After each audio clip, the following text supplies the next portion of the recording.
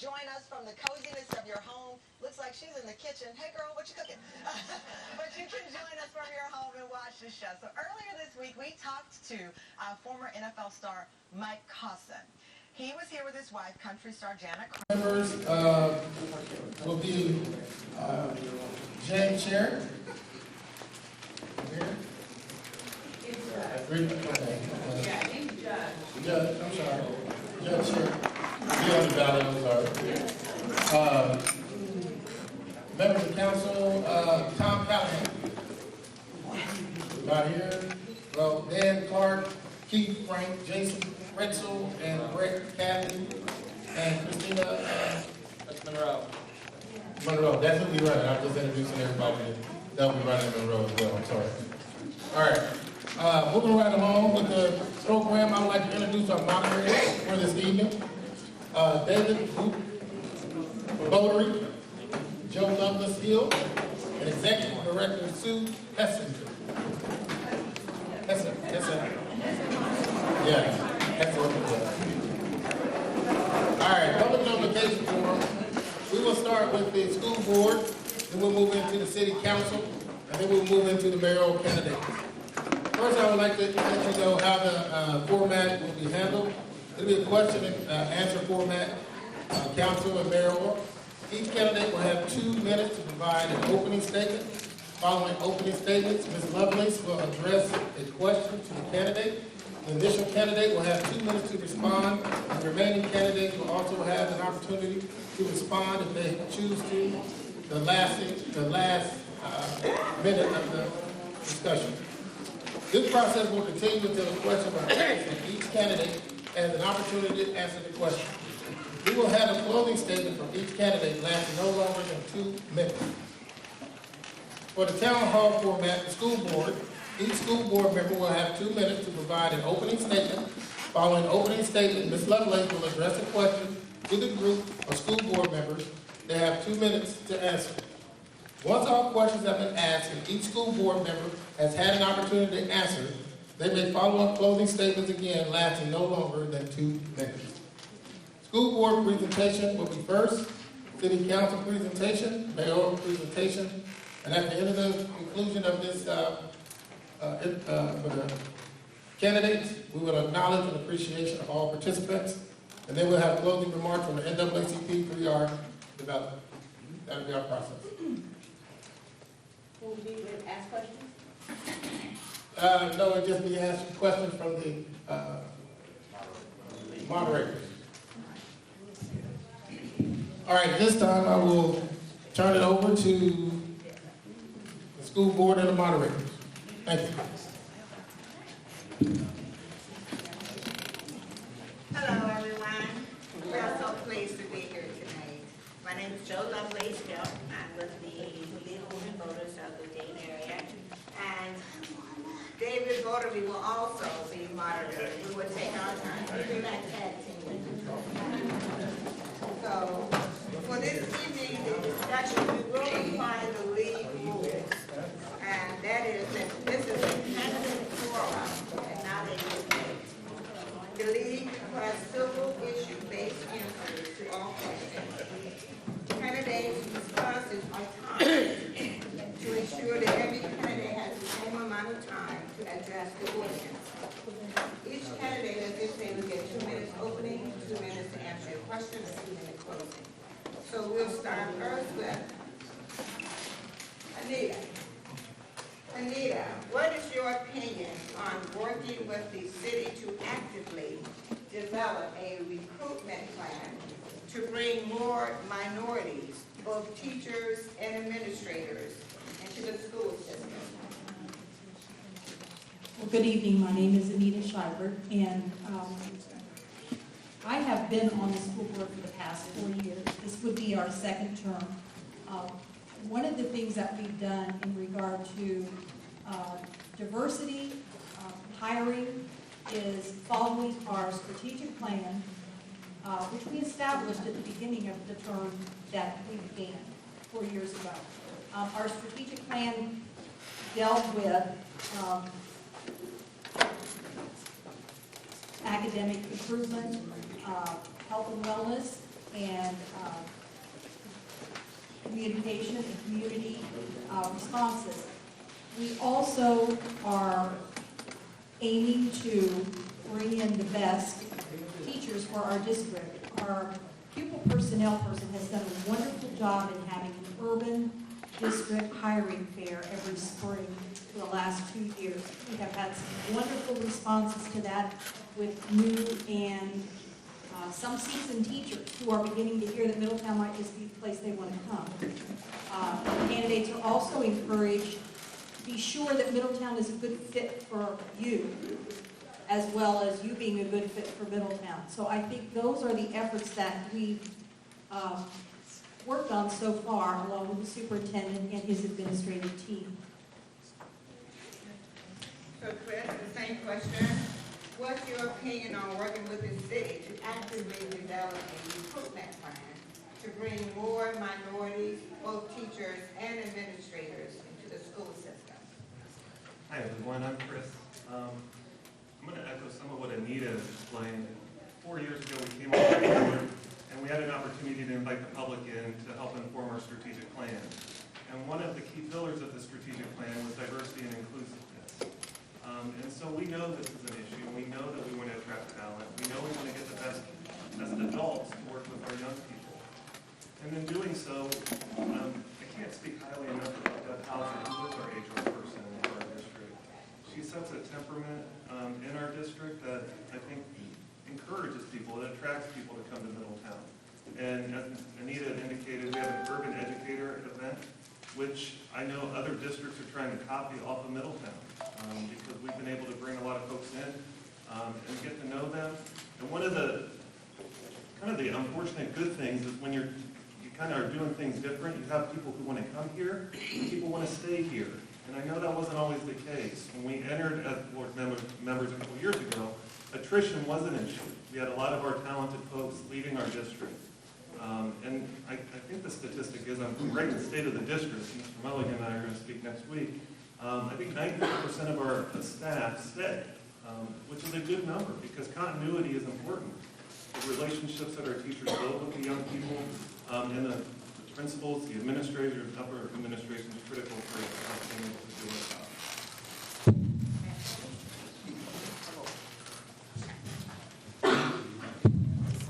So we're going to go to the second question. I presume Michelle is still on the way. Is that we were hoping? All right, so we will certainly involve her as soon as she does arrive. I apologize if she's late. The second question, what kind of incentives are you willing to offer to attract minorities, both teachers and administrators, into the school system? And Chris, if you would go first. I can repeat it if you need. In terms of incentives, I think Middletown, I look around, it's a community that's on the rise. In terms of formal incentives, whether it be housing, I think that's something that the city and the school districts would have to codify, work out, and arrange. But I know our administrative team is creative. I know that we want to encourage the best folks into our community to work with our young people. And it's nice to have teachers live in the community that they work with. My parents were both educators, and they lived in the community of which they taught. And that was a critical piece because you see the folks at the grocery store, you see them around town, and you build relationships just not in the school building, but outside of it. And I can repeat if you need. Right. So the question was, what kind of incentives are you willing to offer to attract minorities, both teachers and administrators, into the school system? Well, I think one of the wonderful assets we have is we have a superintendent who is a minority person, and one of the best I've ever worked with in all my years in the field of education.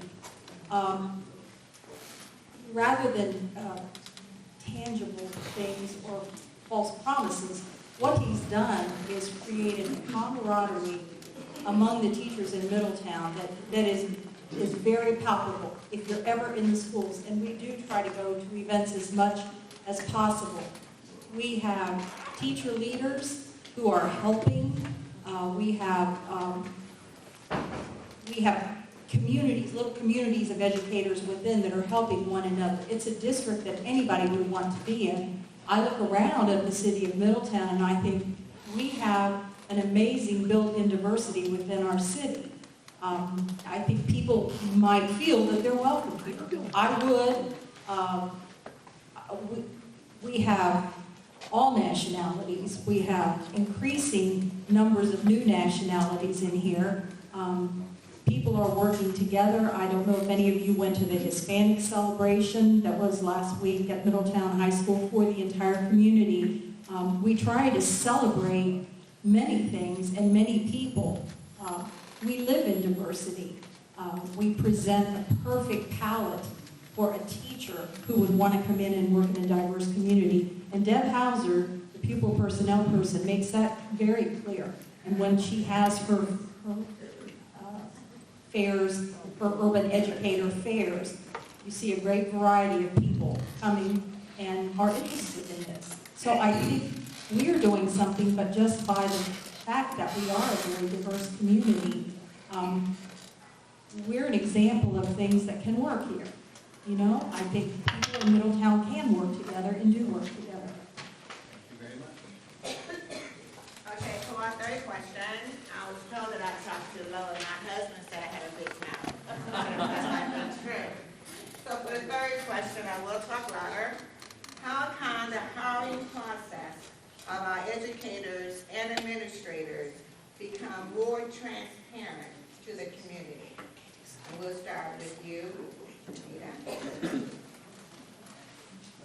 Well, again, I have to go back to the efforts of our pupil personnel person who has made contact with more universities than ever before. This is not known, and it's hard now.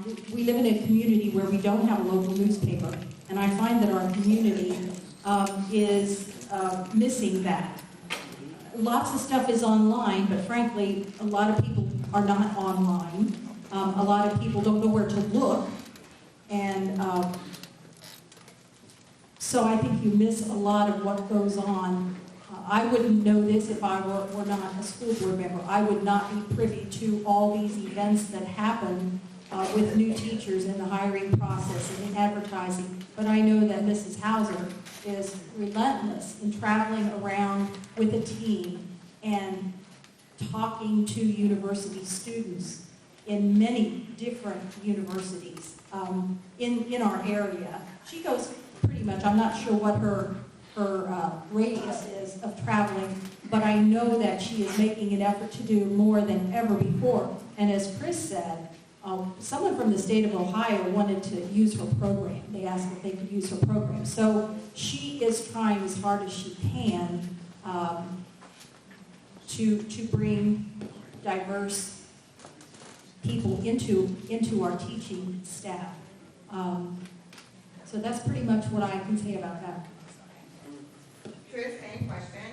How can the hiring process of our educators and administrators become more transparent to the community? That's kind of a tricky question. I looked past the past few years. I know within our superintendent hiring process, we did. We invited the community in. Each of you, I hope, were informed about the candidates that we had.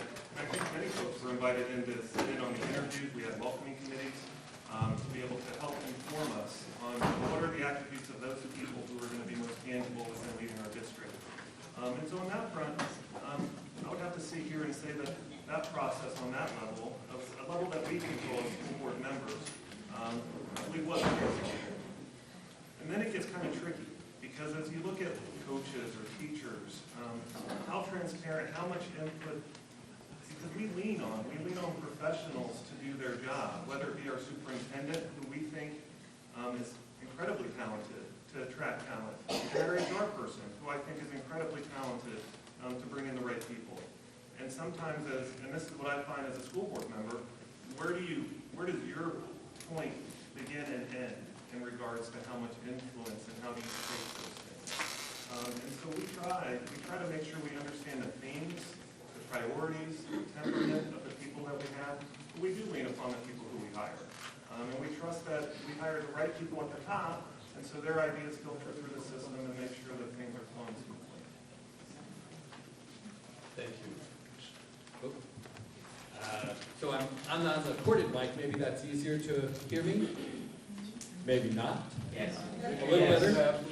Our fourth question, Chris, we'll start with you. What steps could you take to involve the community more into that process? So referring back to the hiring process. What steps could you take to involve the community more into that hiring process? So if we look at hiring, right, I do think there are certain times and opportunities that the public, of course, needs to be incorporated within those conversations. Our superintendent, our treasurer, are two prominent positions within our district that we need help. We need to understand better, and we lean upon when we searched for our superintendent, we had a hiring firm that helped us to help organize some of these things. Each layer beneath that, it becomes a little bit more dynamic in regards to how do you accomplish some of those things. One thing I can say is that over the 4 years that we've been on this board, and especially at the beginning when we organized the strategic plan, we want to understand what the community is thinking, what their thoughts are about our public schools, where they see weakness, where they see strength. We are what we hope to be is a receptive group of community members who aspire to make this community and its schools great.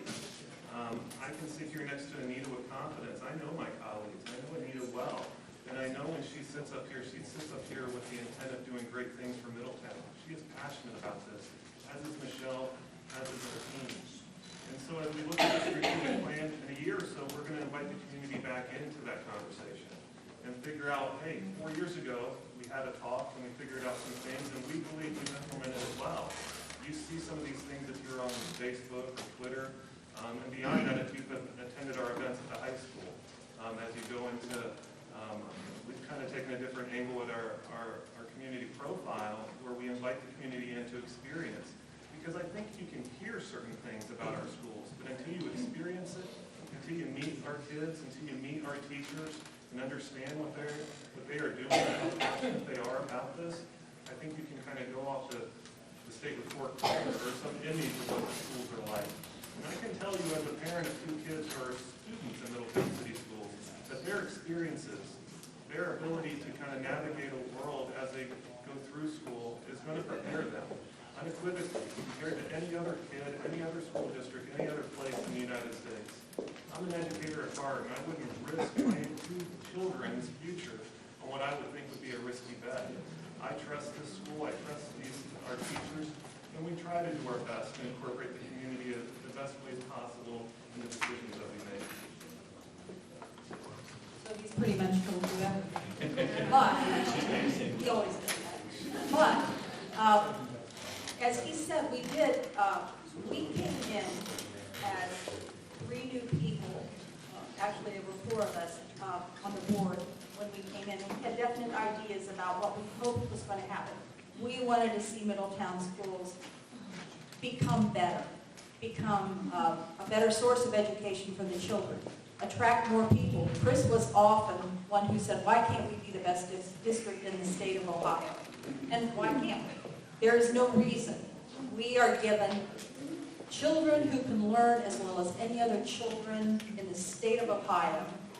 We have to figure out what it is that's not happening right in our district. We have to find the people who can do that. I think we have a good team to do that now. We let our superintendent know at the very beginning what we wanted in hiring, what we wanted our staff to look like, how we hoped they would think. Then we gave it to him, and that is his job to carry it out. And I feel confident that he is carrying that out. Again, you will have more input. You have input all the time. I know people have commented that they hated when the school board meetings were not on TV anymore, when CBI Middletown went away, because I was amazed at the number of people that said they always watched that and they missed that. But we are always able to be contacted. I would always be happy to talk to anyone about hiring the staff and whatever. Thank you. Now we have closing statements, and we will start with Anita. I'm going to close with an opening statement so I can tell you tell you a little bit, those of you who don't know who I am, or what, because I think all my intentions are based upon who I am. I am an educator since 1971. That's a long, long time. I worked in public and private schools in Middletown and in Montgomery County. I have 3 grown daughters. I have been married, tomorrow will be 44 years. So I stick to something when I started. I love education, I love children. Once I retired, I realized I wasn't ready to walk away from this whole business. So I'm still working part-time, but this is what I have lived my whole life, is working with children in education. And I feel like I'm a good person to understand what's going on from the education aspect, as is Chris. But mine is roll your sleeves up and get down with those little kids and do it. I like to go around to the schools. I feel like I look at lots of things from what the teachers are doing, from the point of view of those teachers. I can walk in and I can see what I think. I am impressed with what's going on. We've come a long way in education since 1971. A long way. Children are tasked with many more responsibilities, but we're still learning phonics. We are still doing math tables. We are branching out and learning other things too, but the basics are still there, and we're working hard. Thank you. And again, first I want to thank the NAACP, the Sonny Community Center, the League of Innovative, the League of Women Voters. Thank you. I got it there. We're part of the League of Innovative Schools. I wanted to throw that plug out there.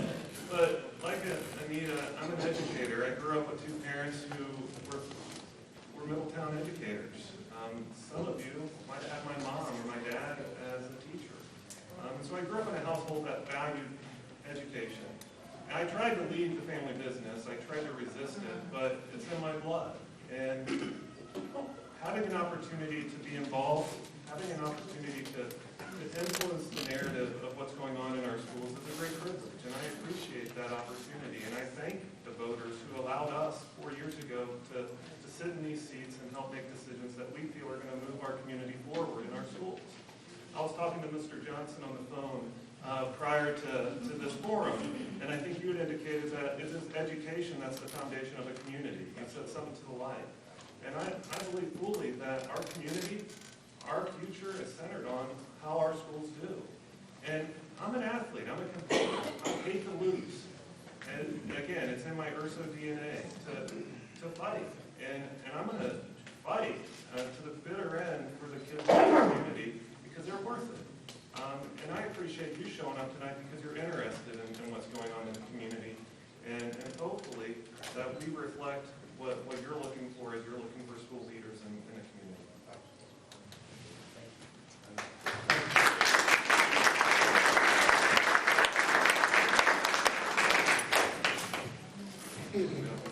So you're not quite off the hot seat. The one question that worked for me, are we good? So the question that I had was, you said we can contact you, and the way that you would have us contact you would be? We have emails. We have Middletown School emails. I'm A. Scheibert at middletowncityschools.com. All right. I'm on the website. On the website. On the Middletown Schools website under Departments, Board of Education. I just didn't want to leave it as, contact me, but there's no way to contact. So that way, Chris, you're the same way? I'm the same way, and some of you found me. I do get some emails, and I appreciate those, and I try to respond as quickly as possible. And if I don't have an answer for you, I'll go and search for one. Michelle would be the same way. Right. Yeah. And Michelle, too, would be the same way. So there, thank them one more time. Appreciate that very much.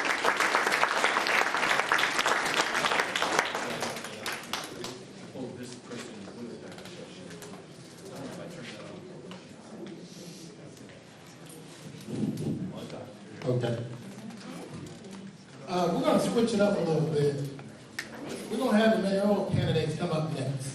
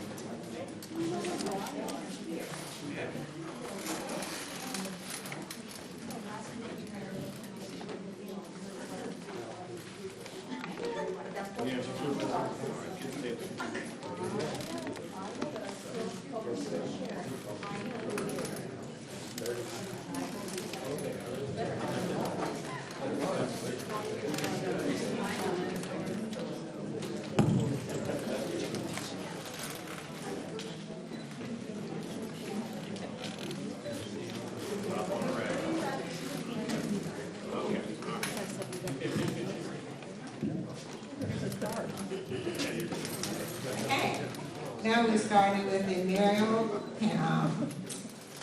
Forum, and we have Lawrence Mulligan and Nicole Condrey. So both of you have an opportunity to give an open statement.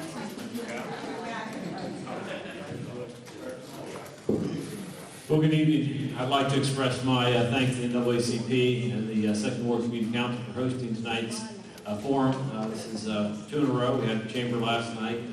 I missed the Kiwanis luncheon event, but it's certainly great to be able to speak to the community and share some thoughts. For those of you who don't know me, I'm Larry Mulligan. It's been an honor and privilege to serve as your mayor for the past 12 years. I think over that period, Middletown's made some great progress. We've made it on many fronts. We've been paving more streets. We've added over $1 billion in commercial development. We're working with the private sector to create jobs, and we're addressing tough issues like blighted and nuisance properties, and also dealing with the opioid crisis and a number of other things. With this progress comes a need for experienced leadership to see this good work through to the end. To me, this looks like continued commitment to road funding, preparing our workforce to meet the needs of new and growing businesses in town, and carrying out a new housing plan that addresses areas of blight and disrepair with long-term solutions. I'm grateful to this city for your trust and commitment and to the future of Middletown. I've been part of the solution thus far, and I'm prepared to lead the way forward. Many of you know I'm a lifelong Middletown resident, 4th generation Middletonian. My wife and I have raised the 5th generation of Mulligans here in town, and we're proud that they're grown and doing well. It is our home. We're committed to it. We live here. We love Middletown. And I'm committed to seeing it. I'm proud of my record as mayor and the progress we've made and the challenges we've overcome. Thank you.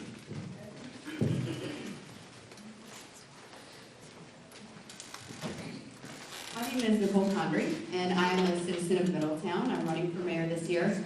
My background is in U.S. diplomacy. So I've served overseas for the Department of State and in Washington, D.C. for over 15 years. I served in Iraq, Afghanistan. I spent 2 years in Khartoum, Sudan, of all places. I've gotten to know a lot of Africa. I've gotten to know a lot of the Middle East, and I've gotten to know a lot of the world. What is a mayor? A mayor, I believe, is a leader. It's someone who's going to rally the troops and unite us.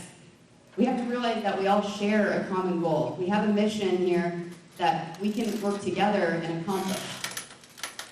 You know, I think a mayor is someone who puts their ego aside, who listens to all parties, who has the strength to make decisive and informed decisions, and then defend those decisions.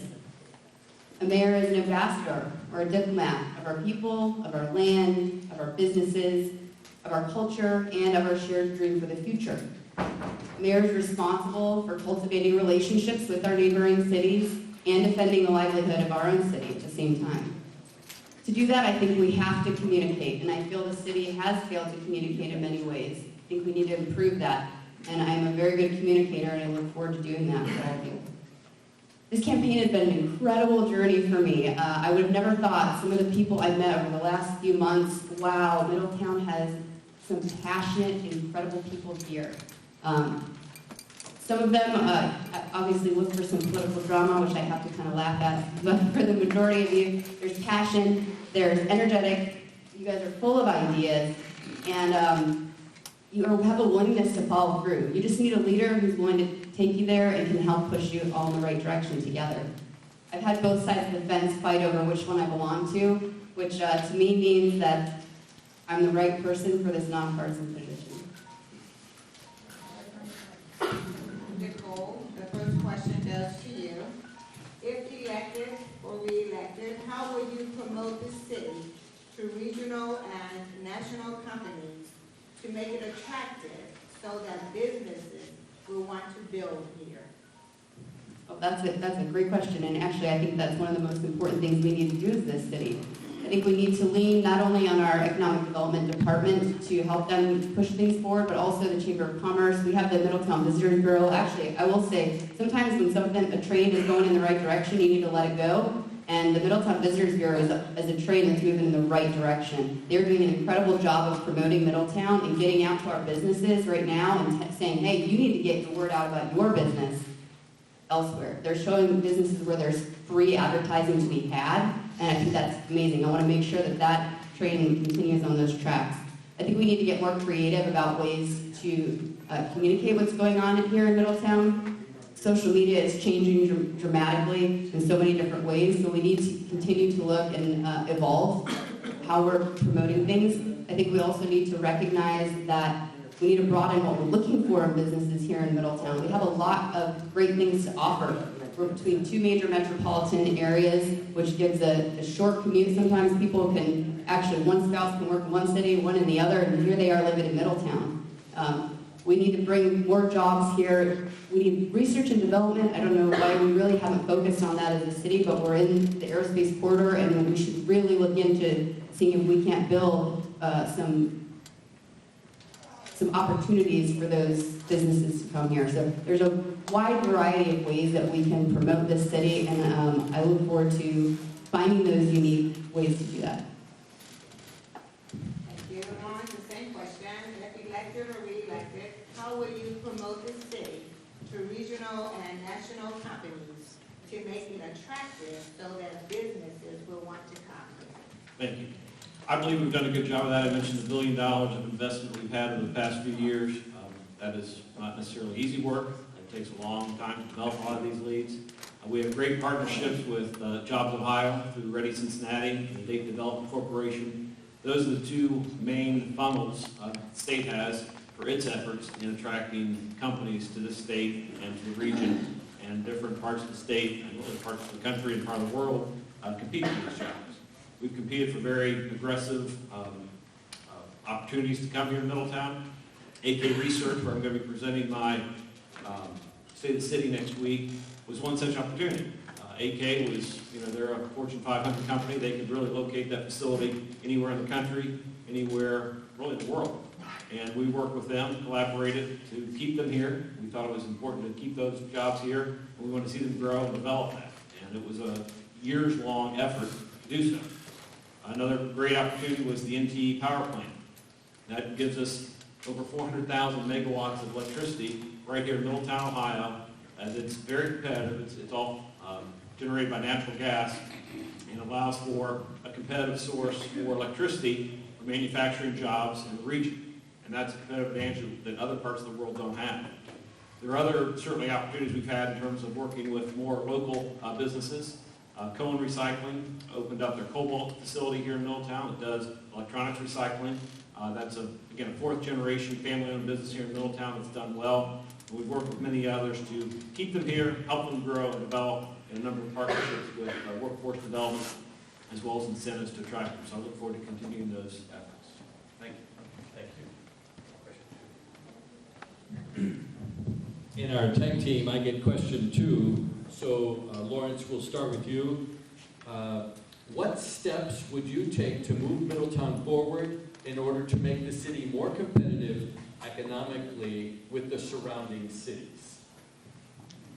Okay. Well, again, I think we're doing a good job along those lines. We do have some opportunities out on the East End, and we have our housing plan that we're just rolling out.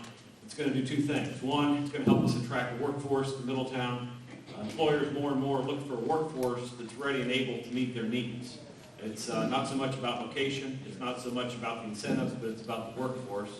We've long partnered with both Cincinnati State and attracting them to Middletown to offer certificate-based programs, to social security programs, to elevate our workforce, and that's been very successful. They work with a number of businesses here in town. We've also had Lane University, the regional campus here for the past 50 years, and that's been a great partnership to, again, allow folks to develop their education and keep growing there. So those are 2 workforce developments that we're doing there.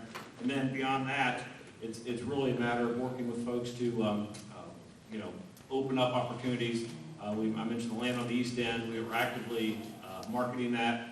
We're actively participating with Atrium Medical Center, who has a pretty good sized piece of land. And again, working through DDC and Ready Cincinnati for these job-ready sites that we have. We did participate also in the Duke Site Readiness Study, which funds really the attractiveness of a site to attract national developers and site selectors, both at the Atrium site out there across the Union Road, as well as our airport facility and participate in both those site-ready facilities that are ready for development and future opportunities. So Nicole, I'm happy to repeat the question if you need. Yeah, because I've heard a lot of what's happened in the past, and I think you're looking for new and different things. I'll ask the question again. What steps would you take to move Middletown forward in order to make the city more competitive economically with the surrounding cities? Sure. I think we need to look into a lot more grants for businesses who want to start up. I think there's a lot of tax dollars out there that we're paying into for the state that we aren't actually trying to tap into. So I definitely want to look into those grant options. I think we also need to look at broadening who we're even going after. Right now, our economic development department is failing miserably, and maybe it's time to move on and not have an economic development department at all. Maybe we need to push this back to the private sector with people who are more up to speed on business, because I haven't seen a lot coming out of them, and we're not holding them accountable either. So that's their jobs, are to look for new things to bring in and find those new avenues that we can pursue and draw new business here. The third and final question. Nicole, we'll start with you. Some citizens of Middletown believe that the infrastructure is deteriorating. Okay, we'll start over. Some citizens of Middletown believe that the infrastructure is deteriorating. What steps will you take to enhance the neighborhoods and the communities that will benefit current residents as well as attract new residents to move into the city? Well, first of all, I do agree. Obviously, I don't think anyone's going to argue that our streets are in prime condition. They need a lot of work. You have a lot of these neighborhoods in the back areas of the city need about four-wheel drive to get through. So I'm with them on that. It's a very difficult question because I think we can pose to the citizens whether they want a levy for the roads. And if we do that, the most important thing we can do that we have not necessarily done in the past is make sure that we're accountable for those funds and that they stay going towards the roads, and that things that were already earmarked for our roads or infrastructure do not get moved in the budget as a result of this new levy. But I would put that up to the citizens if that's something they want. But economic development is a key thing. If we don't bring new business here, then we're relying on our $36,000 in median income just to get these roads and infrastructure back up and running, and it's unrealistic. We're not going to be able to do it. We'll never keep up. So we have to bring new businesses in. The other thing is, you said, to keep how things are looking, the aesthetics and things, and I think we need to hold each other as citizens accountable more, but really we also need to promote home ownership. It's really important here, and I think it would get to the heart of a lot of what's going on, especially with our opioid crisis and things. I went to the Community Health Partnership Summit, I think is what it was called recently. It changed from the heroin summit to that because we now moved on from heroin to back to meth. So the biggest thing that they said was, look, you got to look at the root of things, and this is a long-term thing, right? So in order for people to get off drugs, they need to get better grades. They need to be in a safe home. They need to have strong families, stability, responsibility, which comes from home ownership, and it all trickles down to that. So we need to help people get into homes that they can own and be proud of, because I'm a proud Middletown citizen, and I know all of you are as well. The same question. Some citizens of Middletown believe that the infrastructure is deteriorating. What steps will you take to enhance the neighborhoods and the communities that will benefit current residents as well as attract new residents to move into the city? Sure. Well, I think we can all agree the streets are in need of repair and improvements. And we've been making some good progress on that, but it does take time and effort. We have about $160 million liability in terms of repaving our streets here in town. We've been making progress on that. It's doing $3 to $4 million a year. With a new state gas tax that'll be coming to us, that'll be another $1 million or so that will help us get that to a level that will be sustainable. As was mentioned, we have been growing our job base. We've seen over 800 new jobs created in Middletown in the last 4 years, with everything from Kettering Medical Center to BW3. everything from high-end jobs to starting jobs for high schoolers and college-age students. Beyond that, it's going to be a matter of where's the funding going to come from.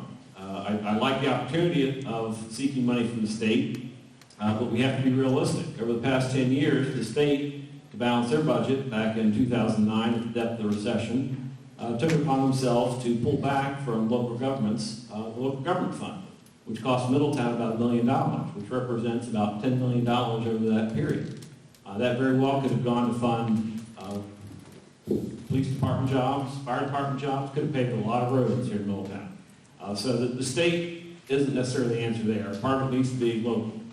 And I do agree, the citizens should decide if the streets are important to them, they should be able to decide through a levy. It does need to be, make sure we're appropriately funded that and allocated that appropriately. We did the same thing with the public safety levy 5 years ago when it was renewed as a permanent levy. Those funds are dedicated to a specific fund that go to police and fire, covers about $3 million a year. A similar street levy would really fast track what we could do in terms of paving our streets, improving the image of Middletown for both current and future residents. Thank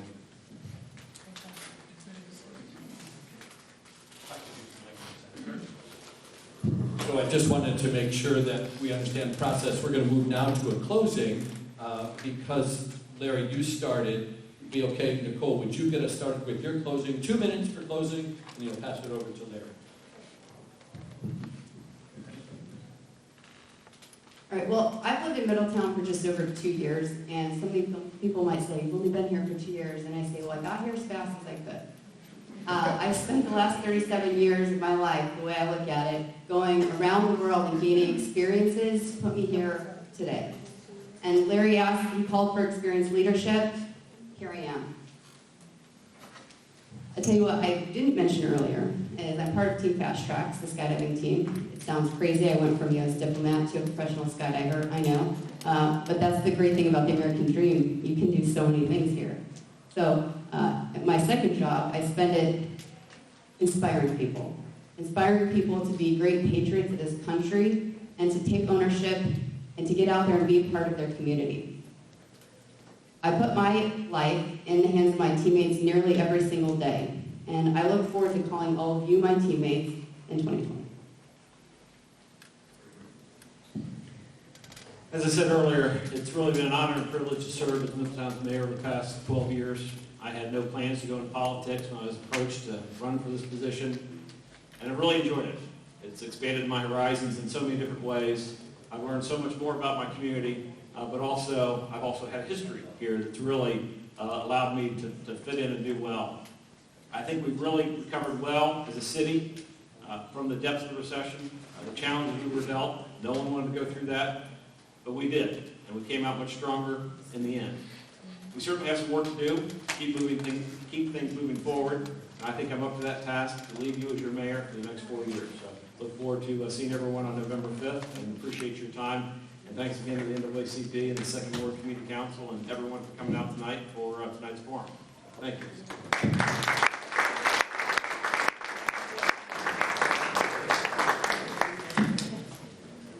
So we thank the mayoral candidates, and I think next we'll have the city council candidates come on up.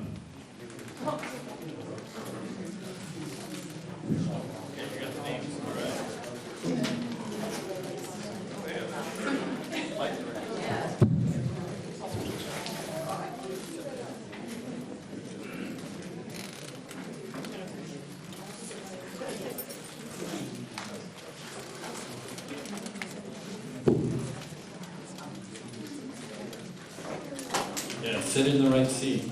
We're not going to know.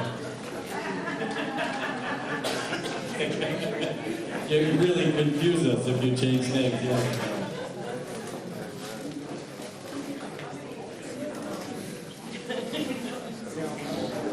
Six right.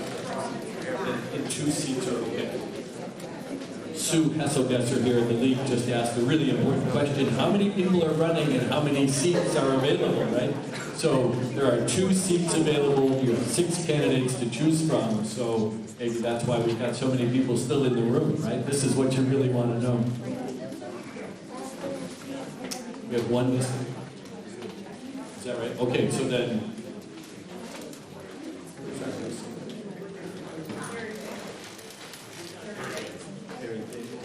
So we will then at least hear from the 5, and that's great. We're going to use the same format, an opening statement of 2 minutes.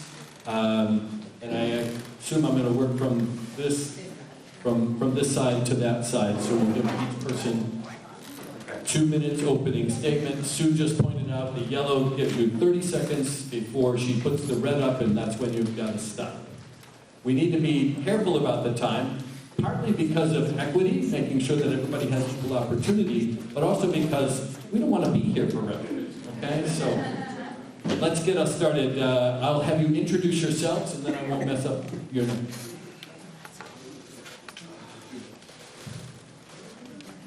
Well, good evening. I'd first like to start out by thanking the NAACP, 3R Development, and everybody else for hosting us this evening, as well as all of you that are here. My name is Levi J. Cramer, and I am running for Middletown City Council. I am a proud generation Middletonian. My family came here in the 1800s because they wanted a piece of the American dream, and they found it here in Middletown. Service to this community is something that has been a bit of a family tradition. My great-grandfather was Judge Cramer. He served this community for over 40 years, still to this day holding a record for longest serving judge in Ohio history. His son, my grandfather, was a congressional staffer for a long time. And I've been taking part in that tradition of service as well. I currently sit on the board for Keep Middletown Beautiful, as well as I'm the vice president of the Middletown Parade Committee. After I graduated from Middletown High School, I went on to The Ohio State University, where I graduated a year early and debt-free. But while I was there, I had the opportunity to serve as the Senior Director of Governmental Affairs. In that position, I got to represent the 50,000 students that call Ohio State home. I advocated for them to Columbus City Council. I testified on their behalf to the Ohio General Assembly. I even had audience with members of the United States Congress and the Vice President of the United States, all to do work on their behalf. That is not a responsibility that I took lightly. In fact, to put it simply, I was their voice. That's a responsibility that is extremely important to me. The book of Romans says that if your gift is serving others, you serve them well. And that's why the theme of my campaign has been a voice for the people over these last few weeks, because that's what we need. Somebody who will serve you and serve you well, not themselves or any interests that they may have. I'll be the first one to tell you, I do not own a business. I have no interests downtown, at the airport, anywhere else around town. The only property I own is the home I live in. My one and only agenda is serving you. And I hope that you will give me that opportunity so that I can serve you well. Thank you.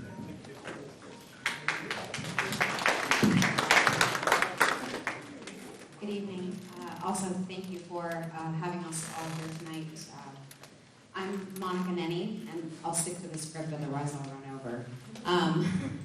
I would like the privilege of being your next city council person. I live on North Highview, and I own and operate West Central Wine and the Gold Beret Boutique in downtown Middletown. I also sit on the board of directors for DMI as their design committee chair. I was born and raised in Middletown, attended Wilson Elementary and John 23rd. I graduated from Fenwick High School and earned a degree in communications from Miami University in Oxford. After school, I lived and worked in Over the Rhine in downtown Cincinnati. I fell in love with the city and marveled at the urban revitalization it was experiencing, but it wasn't home. I moved back to Middletown 4 years ago with a desire to bring the energy of Over the Rhine to our own city's core. I care about Middletown. I want to help improve the public education experience by supporting our students and their leaders. I want to facilitate equal opportunities for economic improvement projects. I want to focus on public safety by listening to the concerns of our citizens and officers. And I want to build a strong community of neighbors, business owners, and leaders who can be proud to call Middletown home. Thank you.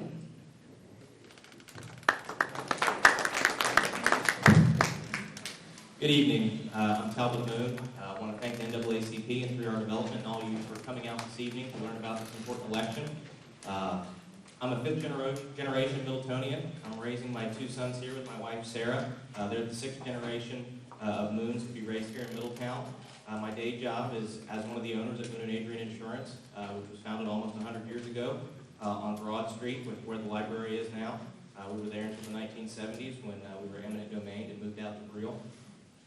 And I'm just incredibly proud to be a graduate of Middletown High School, Miami University. One of the best things about growing up in Middletown is that my friends, they all came from different walks of life, different backgrounds, different socioeconomic statuses. And that just made me a better, more well-rounded person and better able to serve the citizens of Middletown because I went to school with a lot of these folks, whether they grew up on the bench here or grew up on 14th. I was sitting in class with them and we had good relationships. I'm running for Middletown City Council because I believe in our city and its people. I want more for Middletown. More jobs, more opportunity, better roads, and community revitalization. I've been fighting for change for the last 4 years, and if re-elected, I'll continue to do so. Thank you. Good evening again. Thank you for having us here. My name is John Hart. I'm a business owner in Middletown. I started skydiving with my 2 sons. We've been here for 11 years, and since we've been here, we've built it into the largest and #1 ranked drop zone in the world. More than 45,000 people each year come and visit Middletown, shop at our stores, eat at our restaurants, buy gas, and enjoy our bars and things of that nature. Why am I running? I'm a 20-year veteran in the United States Army. I retired as a first sergeant with the 19th Special Forces Group. I'm a business owner that employs almost probably 200 people between my 2 businesses. I know how to create jobs. I heard the mayor stand up here and say we've created 800 new jobs in Middletown. Well, that's really nothing. I've created 200 just for my businesses. We should have another 2,000 or 3,000 jobs here in Middletown in the last 3 years. I'm here to do that. I'm here to bring economic growth. I'm running not because I need anything, because I don't. I'm running because I love people. I believe Middletown deserves hope, and I believe that a change has to occur for that hope to occur. And I'm putting myself out there because I know I can do that. I know I can bring a vision that will create economic growth for a community that doesn't have it. We said we've got $1 billion in new stuff. Well, 700 came from NTE, 700 million. Well, that's nothing. We can do so much more, and I'm going to do it for you if I'm elected as your councilman. Thank you.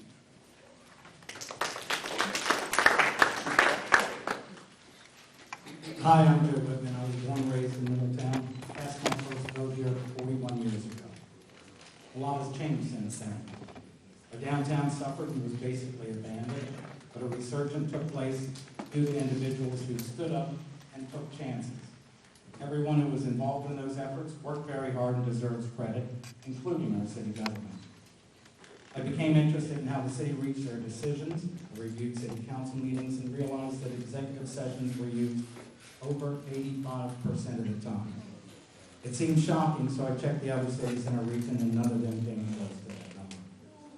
One exception is Hamilton, who was working on a $150 million development during that same period. Our city government is perceived as a place where many feel they have no voice. I believe there's a culture that discourages open dialogue within city staff, which emanates from the top. I am running in large part to change our city and make our government more transparent. I want to see a culture of openness and collaboration between city management, staff, council, and we the people. I want to make it clear I'm not running as an angry citizen, but rather a deeply concerned one that has been committed to making Middletown a better place for many years. As part of my commitment to Middletown, I serve on the board of the Art Central Foundation, on the executive committee of the Ohio Challenge Hot Air Balloon Festival, and I proudly serve as the secretary and vice president of the NAACP, the most respected human rights organization in the world. I will let my commitment to Middletown speak through my actions over the last 15 years. We will all answer questions regarding policy later, but for now, I want to say that I'm in this for the Middletown we need to build together. We are a strong community and we deserve leadership that will move us into our future with openness and accountability. And I hope you'll join me in that.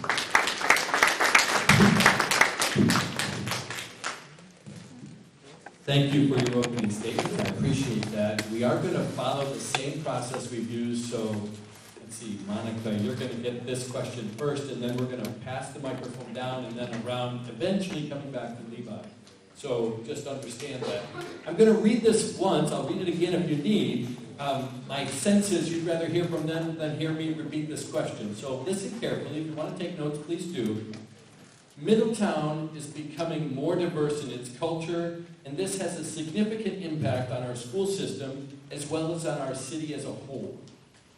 What are your plans, if elected or if re-elected, to make sure all residents have an opportunity to be included in the development process of the city moving forward? And how would you make sure all can participate in this process? What would that look like?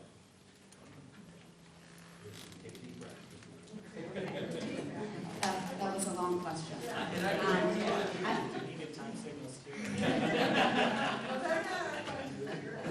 As I understand, you would like to know how we can involve the community in a process to be inclusive to children in our city and in our school system. And I think that the new school that we have and supporting the existing elementary schools all equally is important, and understanding each of their needs equally. I think as a city council person, I would love to be able to visit each of the elementary schools, talk to the teachers, really try to gain a perspective on what's important to each of them in their own individual schools, and what we can do as a city to help them fill those needs. I guess. And that's okay, because it's a long question, and I'm going to be the teacher that I am. How would you make sure that all can participate in that process, and what might it look like? Okay. I mean, I think in trying to gain that information from each of those schools, talking to the principals, maybe having a forum of all the principals of the different schools and getting them together to just communicate with city council. I think as a council, at least my understanding is that the communication is not always at a high level, and that maybe we are not transparent enough with people about why we make the decisions that we do. And I think that we're getting there with our marketing department and trying to help them communicate our vision. But I think we could do better at that. So I guess that's my hope, that I can help to facilitate that communication. I'm not going to repeat, but only if you need it. I think I'll figure it out. Okay. You know, when other communities have good ideas, I think we should shamelessly steal them. Hamilton has a model called 17 Strong. It's about their neighborhoods, 17 neighborhoods. They have community councils in each of their neighborhoods. We might not need 17. I don't know what the right number is. I think that's an incredible model. I'd love to see it implemented here in Middletown, where you have point people in each neighborhood. So whether that turns into more neighborhood watch for public safety, or it's liaison with city council, with city government as to what's going on in the neighborhood, if things are perking up and issues need addressed, I think that would be a great thing. And since we're talking about communication, I certainly don't have any issue if we want to self-criticize on not being, not communicating well enough. I think we can always communicate better. I think the school district has actually done an incredible job of marketing and branding. I would love to see us take some more pages out of that book, because if we're not going to speak positively about ourselves, who is going to speak positively about us? I'm tired of hearing Middletonians put Middletown down. And I know that's not exactly where the question was, but since we're talking about communication, I thought I'd bring that up. I spent 20 years of my life plus defending the Constitution of the United States on different foreign soil. That's your right. Inclusive. I mean, it's not my responsibility as a councilman to seek you out to be included. You have a constitutional right to include yourself, and you need to empower yourself to be a part of this community even more. Not just this neighborhood, but every neighborhood in Middletown. I believe in town halls. I think these are valuable, nights like tonight. So if we want inclusion, it starts with our home. It starts within ourselves. And you got to say you want to be a part of it. I can come out every night and hold a town hall, and we can open up City Hall every month and say, come talk to us.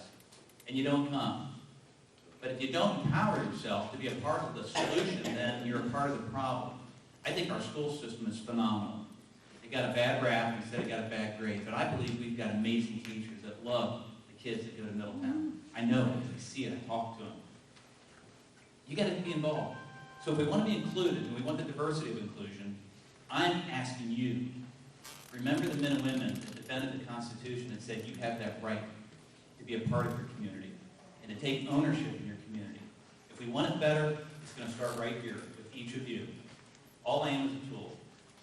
And if I hear it, I'm going to listen. Thank you. Can you repeat?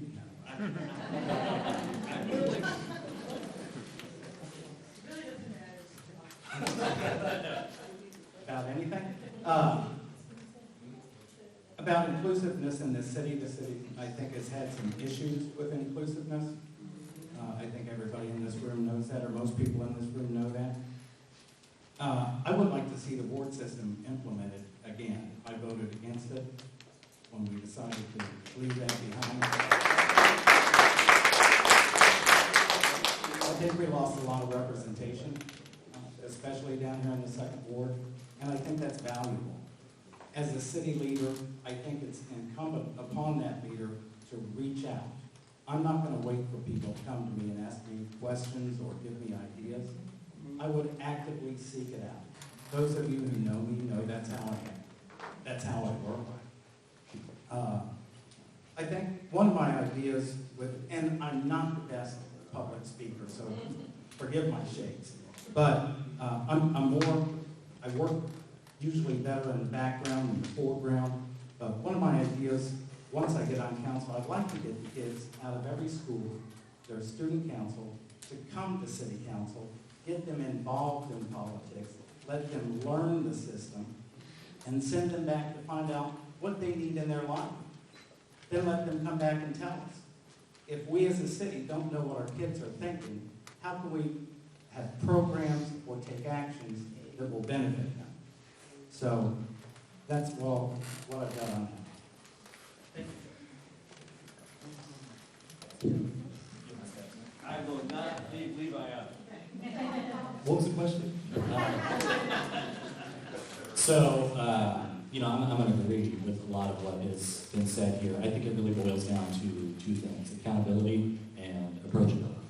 So, first and foremost, I think I've been running a campaign to be a voice of the people. Please hold me to that charge.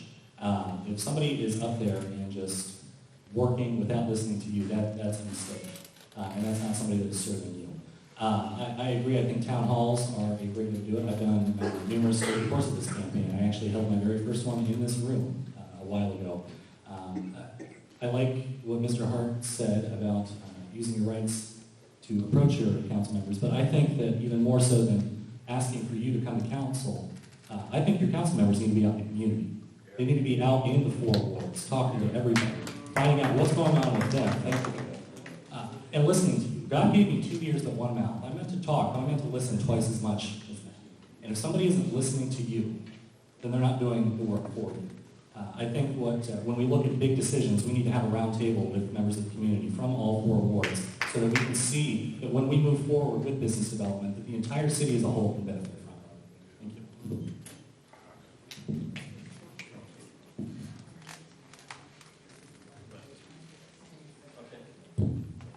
This is the second question for you, and we'll start with Talbott. Talbott, please explain what type of city-sponsored outreach programs will be reinstated or established for our African Americans and growing Hispanic communities? Well, I would probably reference back to the answer I just made. If we did a neighborhood strong type of program, I think that's going to reach everybody. If we have 10 or 15 neighborhoods that are represented by a neighborhood council, that's going to give everybody a voice. It's probably not African American or Hispanic centric, but if there's neighborhoods that are predominantly those demographics, then that council is going to represent those neighborhoods demographics. So that'd be my answer. Read that one more time, because I didn't quite understand the question. Okay.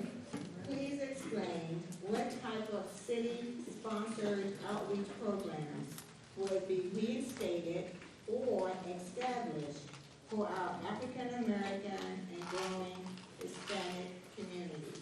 Okay. I'm not sure what has been taken away. One of the things in walking the neighborhoods in this area and talking to people, there's a program that's a friend of ours has up in Dayton called the Victory Project. An amazing program, and I'm proud to be a volunteer with Nicole and our team in helping mentor these young men up there. And I think the Victory Project would be perfect here, but I call it leaps in learning. And that we bring a program that allows the young men in this community to develop skill sets in business. And that includes allowing the opportunity to bid on mowing contracts in the city where they can become business people for themselves. We teach them the right business plans. We bring them to an organization where they learn how to invest that money that they make. They just don't get it, they spend it. We say, hey, we're going to teach you what compound interest is. And you're going to learn, and you're going to develop skill sets. And that's a program I'd like to bring here. Whether I'm elected or not, it's something that I've been talking to Monty about bringing to Middletown because it's a good program. And if you don't know about the Victory Project, take a look at it. It's privately funded, they take no government money, and I wouldn't want government money from the city. I think it's something that as a city we should embrace. And as city government, we should try to find the sources out there that can help this organization take off. So that would be something that I bring. The other thing is mentorship programs. I believe our businesses need to be more involved with the youth. And I love mentoring. And so I would encourage our local businesses to be more involved, to volunteer their time, to work with our at-risk kids, and to teach them the fundamentals of being financially responsible.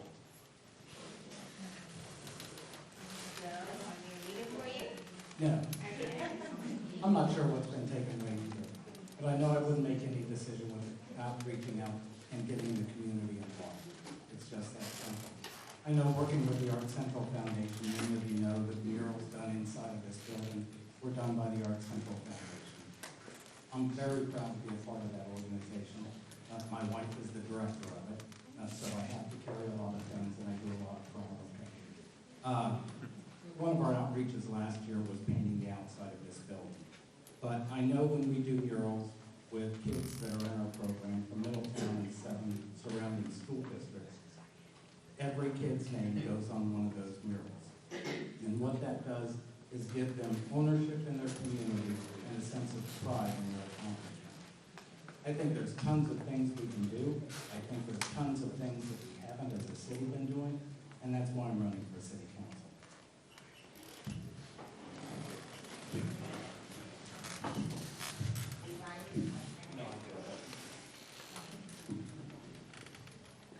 So if you look around Middletown, over the last couple of years, we've actually done a pretty good job of starting some new things in this area. You look at First Friday, you look at Coffee with the Top, you look at the events at Smith Park.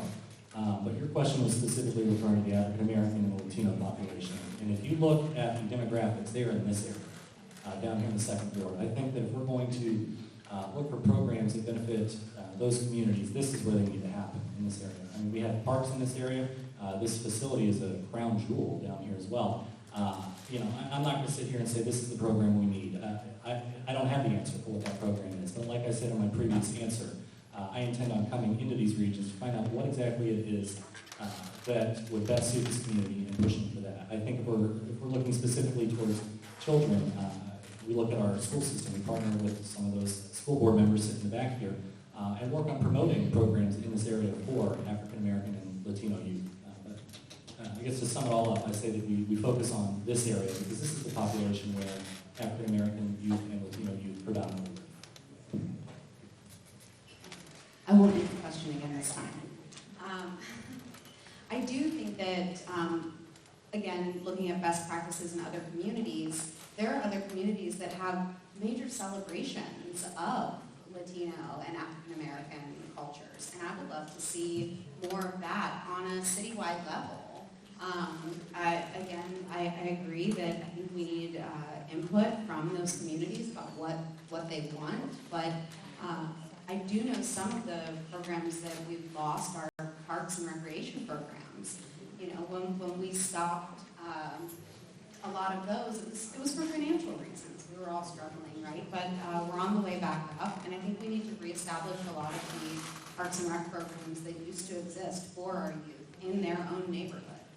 So I'd like to look into that and talk with those communities around those parks and see what they'd like to see. You started, right? Yes. So I would take it back. Boy, for a minute I thought I really messed up. John, we've got one more question. We're going to start with you. The question is simpler than my first one, thankfully. Homelessness has become a major issue among residents and business owners in Middletown. What policies would you implement that could all but eliminate this growing issue, and what resources are you willing to invest in that issue? We have an obligation to be people that are compassionate, and to deny the homelessness compassion would be absolutely inappropriate. What I believe is that we do have an issue. It has grown in Middletown. It has it's become an outside influence rather than our own citizens that have become homeless. We've got great resources currently available here in Middletown. Most people don't realize it. You probably don't realize it, but we're ranked in the top 20 as far as cities for being compassionate to this need. And number one in the state of Ohio for having resources for the homelessness. I don't believe we need more resources. I believe we need to hold our other communities in check that are nearby us. There are communities that do bring people here. They give them vouchers and say go to Middletown because Middletown is compassionate. We have those resources here. But those resources are strained taking care of our own. I believe we need to have state legislation that's in place that says if you do not do what Middletown does and take care of their own, then you get penalized. We take away state road tax dollars or something of that nature. But other communities need to step up as well and do as good a job as Middletown is doing. And if they are held accountable for that, then the homeless aren't going to come here because they know that there's help in their communities. So we need to, it takes leadership. And the only way it's going to happen is the forces. Ordinances can be put in place that say if you drop them off here, we're going to penalize your community for doing that. But state legislation is the way to stop it. So I would encourage that, and I would really push that hard. I'd also take resources that we have presently and make sure that we're out seeking out these people and trying to get them to those resources. Everyone up here at this table has talked about homelessness for the past 3 or 4 days. It's a huge issue. Homelessness will never go away as long as we as a country don't take care of our people with mental health problems and take addiction seriously. It's something we haven't done nationally, but we have to start talking about it. What we do on a local scale is very, very good here in Middletown. I agree we have to have a discussion with our surrounding jurisdictions, the hospitals that are releasing people and shipping them here, and we can do that. I don't think we have to go to the state level. I think if I was your city council person and I went to, let's just say, City X, and we had written them a letter, and we had made phone calls, and we had documented our communication with them, and I showed up at a citizen's comment when they were having their council meeting, and I said, hi, I'm Joe Wittman. I'm a city council person from Middletown. On the 13th of October, we called you about, we have an issue with you dumping people in our town. We had telephone conversations about it. I have mail that we have sent you. We have email we have sent you. And yet, last Friday, you sent another person and dumped them on our streets like garbage. We could shame that community that they were not treating people humanely. I think there's lots we can do there. I want to take one step back to the last question and say I have been meeting with the Hispanic population in Middletown. We have adopted children in our program, in the Art Central Foundation. And they are scared that their parents are going to be deported and they will be, on their own here. It's a very difficult situation, but it's going to be hard to have that outreach with them in this current situation.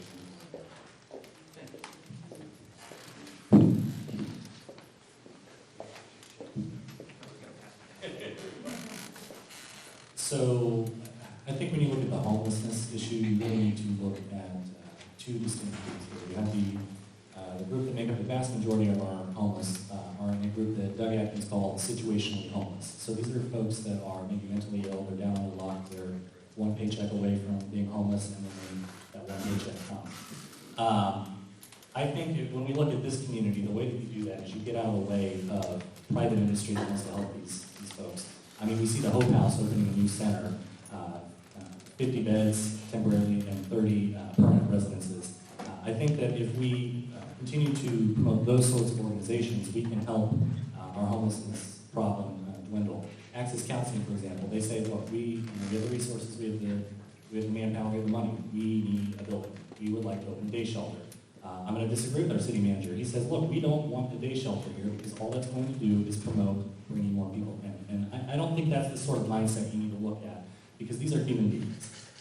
If we get out of the way of Access Counseling and allow them to do something like this, we can help see more programs for these homeless folks.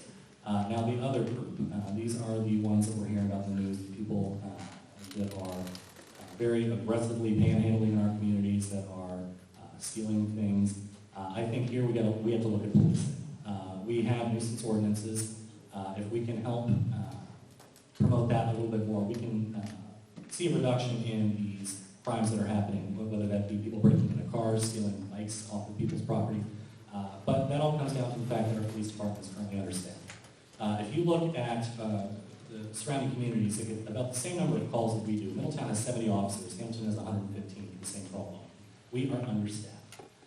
So I think on that other end, what you do is you look at policing. And our first responders know that I've got the right answer on this. So I'm proudly endorsed by the Middletown Police Union and our former chief, Rodney Ingersoll. So I think with two separate issues here, and you need to look at them two separate ways. As a downtown business owner, I was at the council meeting to address the issue of homelessness. We talked about a lot of different solutions, some that involved extra policing, those sort of things. I don't believe that there is a limit to the amount of help that we are able to offer. I think putting a day center in an area where people can use it and benefit from it is a positive thing. I don't see that as a negative thing. Most of the people who I see downtown or anywhere else in Middletown are wandering the streets with nothing else to do. So I think if we're able to give them a productive place to spend their time, that can be positive. A place that can address mental health and addiction is going to be really important for them. Obviously, they're going to need to want that help. I think a lot of communities struggle because when you are addicted, you don't have a place to stay. They say you can't stay here. I visited a place when I lived down in Cincinnati called Shelter House, and they addressed the issue of homelessness first so that they could address the issue of mental health and addiction. I think having a 24-hour facility like that gives people a place to go no matter what, with no restrictions, is something that can be good for our community. Again, we talk about best practices that are used in other communities, and I think we can learn a lot from the way that larger cities than us are serving their homeless community. We've got to have compassion. We should hold people accountable for dropping people here and all of that. I think that that's something that we would handle on a professional level with those other cities.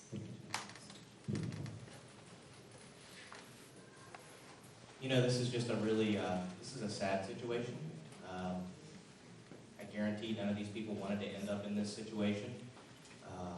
I personally believe that every person bears the image of God, and Nobody should be sent somewhere where they don't want to be, just because another community may not want them. That's certainly not the answer.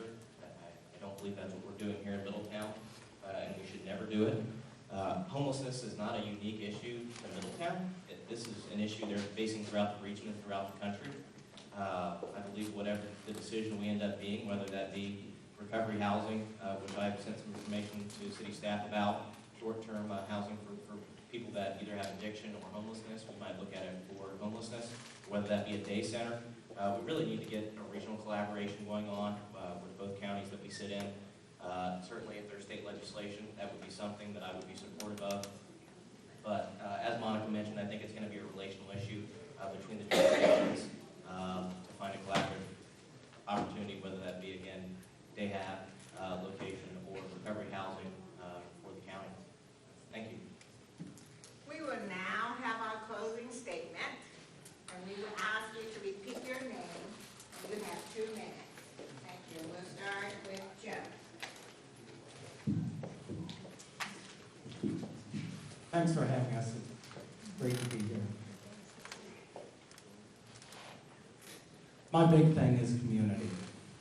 I've been working for this community all over Middletown. And one thing I know is Middletonians have heart, grit, and determination. We're people who try to make life better for others every day. We're a diverse city that celebrates our differences and unites for the common good. We are hard workers who show up and get the job done. We've done it for years and will continue to do it. It's who we are. We are good people that try to do good things. And it's time for us to join together. Many feel their voices haven't been heard, and as a council person, I will be there to listen, no matter your race or ethnicity, no matter who you love, no matter where you live, no matter how you worship or how much money you make. I will be your voice. I believe that building and strengthening the bonds between us that make us a community must be a priority. And I believe that will produce our greatest asset. I believe the strengths that will carry Middletown forward will be our openness to change, our sense of ownership, our hope for our future, and our sense of duty to our fellow citizens. Please join me as we work together to change this place in a positive way.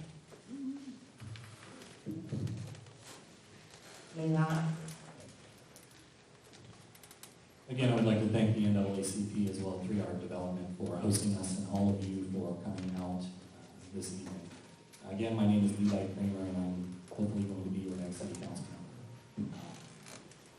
My father is buried at Woodside Cemetery. My grandfather is buried at Woodside Cemetery. My great-grandfather is buried at Woodside Cemetery. One day, 200-300 years from now, I'll be buried there too. But until that time comes, this has been my home. This will be my home. And I feel as though it's part of that family tradition to give back to this community, and that's why I'm running. I see a council that doesn't do the work for the people. That's why we came up with the campaign, the voice for the people, because that is what we need. For too long, our citizens have gone unheard. The needs of this community have gone unmet, unanswered, and unfortunately, we have not been served well. And I think that's made quite evident by the fact that we have 6 people running for 2 seats. It's quite clear Middletown needs change. All I can promise you is this, that I will be open, I will be transparent, I will come into these communities to see what issues you are faced with and how we best think that we can address those issues so that you can be heard on council. I'm open to more questions, as I'm sure all of us are. I'd like to come up afterwards, or you can find out more about me at the website, cramerforcouncil.com. Thank you all for being here, and God bless you all. Again, my name is Monica Nenni. We were asked to repeat our names. I just want to thank you all for having us here tonight and for listening to us and for being interested in what's going on in the city. I wasn't aware that we had a League of Women Voters, but I'm really excited about that, and if I can learn more about it, I would love to. When I was asked to run for city council, I thought it was kind of crazy, but I never thought twice about being a woman running for an office until I realized that I was the only woman running in my field.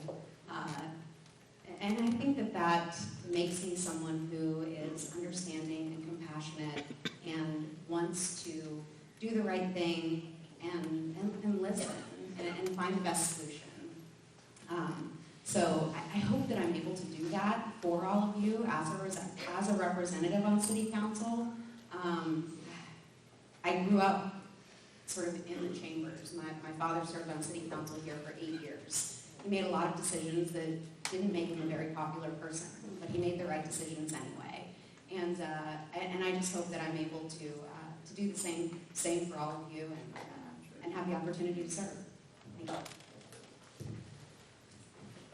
I'm Talbott Moon again. I want to thank NAACP and 3R Development, as well as the staff and community center for hosting tonight. I love this center. 2 years ago, my business was pleased to award CBI $8,000 from the Legacy of Caring grant offered by one of our carrier partners. I've been a proud supporter of the community center throughout my years on council. And it's just been my pleasure to serve you these last 4 years. If re-elected, I'm going to continue to fight for the changes that we need to make. I'll continue to fight for the South End.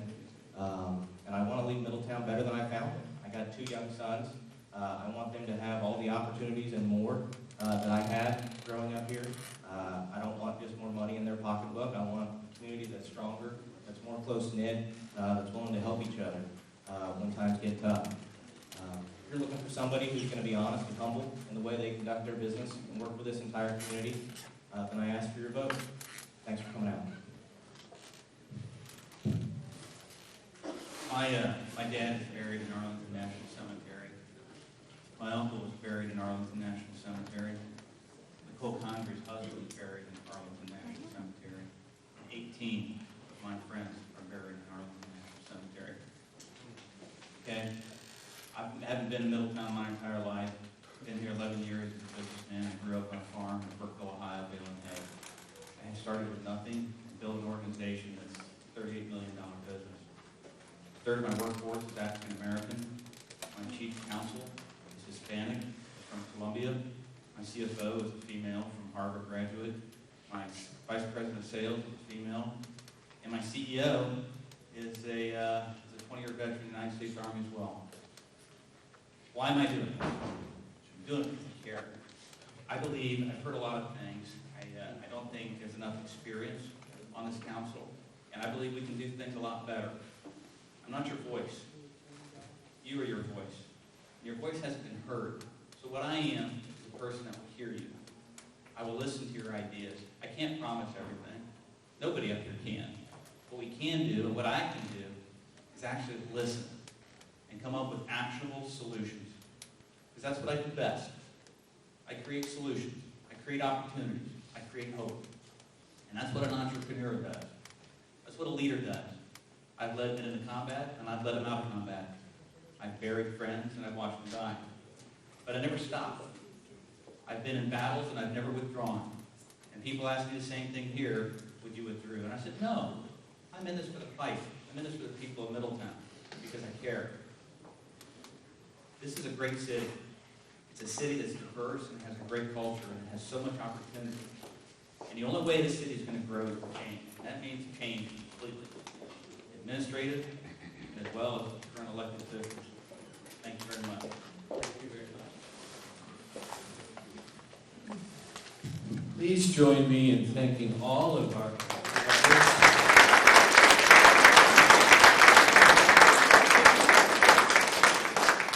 I'm going to invite Sue up just because she's got one more idea. While she's walking up, I'm going to remind you that vote411.org is a website anyone can use to find out about issues and candidates that are in the state of Ohio. So vote411.org. That's an issue, website you can use for any of the candidates.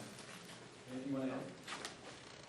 Well, I just wanted to thank the Middletown for inviting us to be here. We're on loan because there is no league in Middletown, but we certainly would like to help you start one. We're always happy if you want to have other forums or other public meetings or things like that. I mean, I will give you my business card so they know how to get in touch with us. I think Middletown, I've learned more about Middletown. We like the hot balloon air race and stuff like that. I'll bring my grandkids to that. But I've learned so much about you. I think you're very lucky. You've got some terrific people running for public office. And I hope you'll all get out and vote, and I hope you'll all work together, because it's what makes communities work. And thank you very much for inviting us. Have a good day.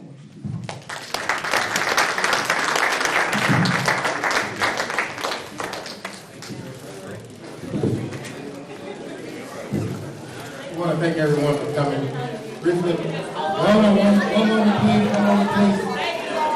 Everybody can please hold your seats and your comments for just a minute. Okay. Thank you. Okay. First of all, I want to thank all the candidates for coming out. You guys have done a phenomenal job. I know the questions were tough.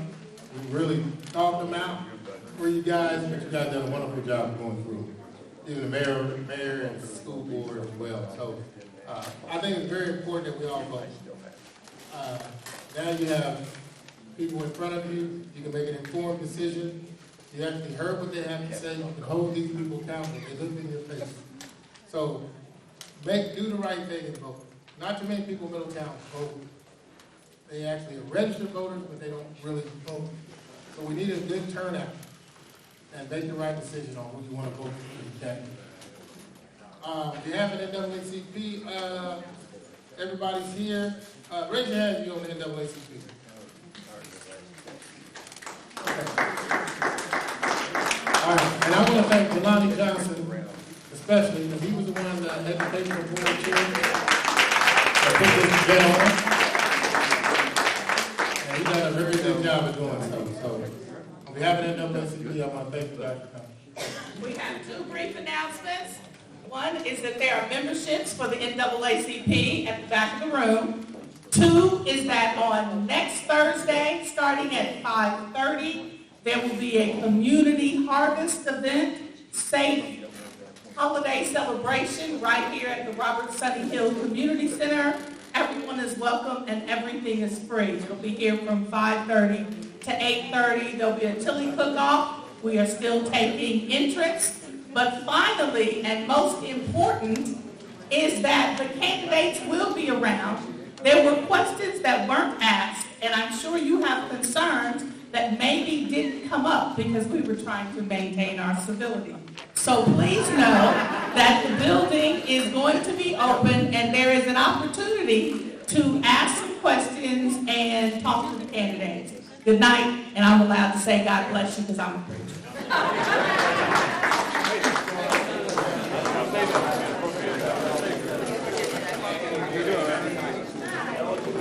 Dr. Urso.